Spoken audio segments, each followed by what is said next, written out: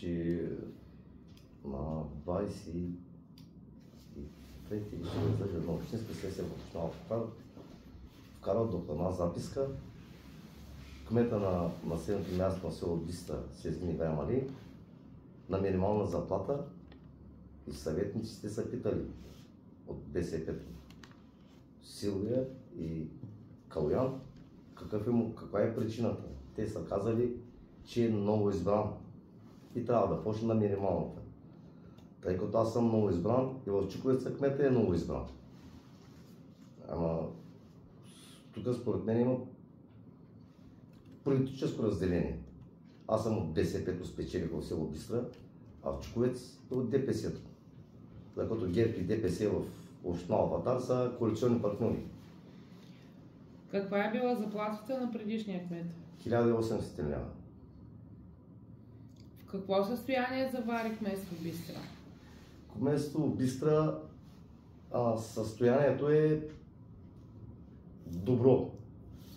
Спрямо уютно, хубаво, чисте, обаче имам само едно бюро, красиво бюро, едно кресло, ето и то. И приятни светещи лампи. Ни компютър, ни принтер, ни канцеларски материали, абсолютно нищо нямам. Нямам печка, студио вътре, сигурно оне не беше минус 7 или минус 8. Не можеш да работиш. И достъпа ми е до външната врата и кметството. А пък се подписах за всичко. Нямам достъп. Долу имаме за работниците в Бистра. В какъв смисъл се подписахте? Че сте приели всичко? Да, като приехме, ми отнеха ключовете. Само 2 ключа ми дадаха. За кметската стая и за външната врата. Другите ги отне заместник кметицата Донева, Жиляна Донева, на общината.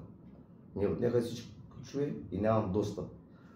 В момента 7 часа излизам на работа, за което 8 без 20 пътуват от Бистра за община Албатар от 1 до 7 клас деца. Те са на брой 34 и ад в коридора стоят, студено е. Обадих се на Донева, каза госпожа Донева, какво ще правим при минусовите температури. Тя ми каза следните думи. На мен ли го казваш, ти си кмета, решавай. А преди той нямах достъп до него. Какво да реша? Аз не знам какво да реша, какво да направя. Като ги попиташ нещо, ти си кмета, решавай. Обаче нямаш. Администрацията е забранена. Сега ще ви звънна на общинската кметица на Донева пред вас. Никой не ми дига. Само като имат нужда, ми дига секретарката. Не ми дига, тя ми се обажда. Не ми дигат, е забранено им да ми се дига. Само комуникирам с дежурния. Дежурния, който само с дежурния на входа на община. А горе пускат ли ви до... Горе до сега абсолютно е забранено за мен. Забранено е достъп до... Да, отивам да получавам писма, чакам долу. Като гражданите? Като гражданите. Заявка дадах на 20, ни бензин ми докараха, ни нищо. Днеска сме първи.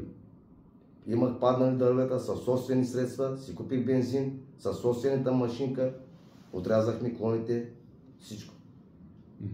На собствени разноски. Заявката ми е дадена на 20 я подадах за 10 литра бензин, 6 метли, 2 лопати, нищо. А имаше ли мотиви към докладната, която да ви гласуват? Мотивът е бил, че съм много избран. Тези мотиви са писани ли са, обсъдени ли са на Общинския съвет, а не просто Докладната записка, аз не присъствах, не знаех, че даже има сесия, не сме поканени, нито един кмет не е поканен, кметовете не са канят на сесиите от 5 години сигурно, не са канят въобще. А аз съм бивш общински съветник. 20 години съм местен лидер на ДПС-то, не го крия. И съм бивш съветник от 2015 и 16 до 2019 аз бях. От 2019 до ония ден беше ми сина. Пак от ДПС-то бяхме. За какво се издигнах от